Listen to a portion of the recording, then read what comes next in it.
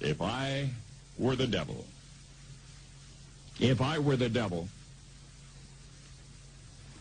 If I were the prince of darkness, I'd want to engulf the whole world in darkness, and I'd have a third of its real estate and 4/5 of its population, but I wouldn't be happy until I had seized the ripest apple on the tree. So I'd set about, however necessary, to take over the United States.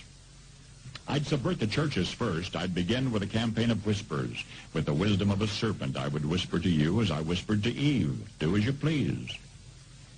To the young, I would whisper that the Bible is a myth. I would convince them that man created God instead of the other way around. I would confide that what's bad is good and what's good is square. And the old I would teach to pray after me, Our Father, which art in Washington. And then I'd get organized. I'd educate authors in how to make lurid literature exciting so that anything else would appear dull and uninteresting. I'd threaten TV with dirtier movies and vice versa. I'd peddle narcotics to whom I could. I'd sell alcohol to ladies and gentlemen of distinction. I'd tranquilize the rest with pills.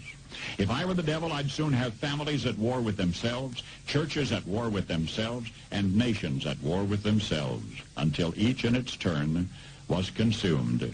And with promises of higher ratings, I'd have mesmerizing media fanning the flames. If I were the devil, I would encourage schools to refine young intellects, but neglect to discipline emotions. Just let those run wild. Until before you knew it, you'd have to have drug-sniffing dogs and metal detectors at every schoolhouse door. Within a decade, I'd have prisons overflowing. I'd have judges promoting pornography. Soon I could evict God from the courthouse, then from the schoolhouse, and then from the houses of Congress. And in his own churches, I would substitute psychology for religion and deify science. I would lure priests and pastors into misusing boys and girls and church money.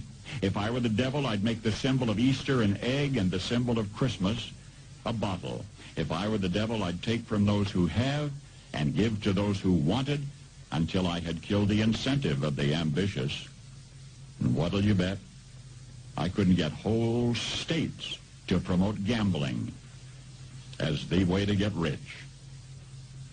I would caution against extremes in hard work, in patriotism, in moral conduct.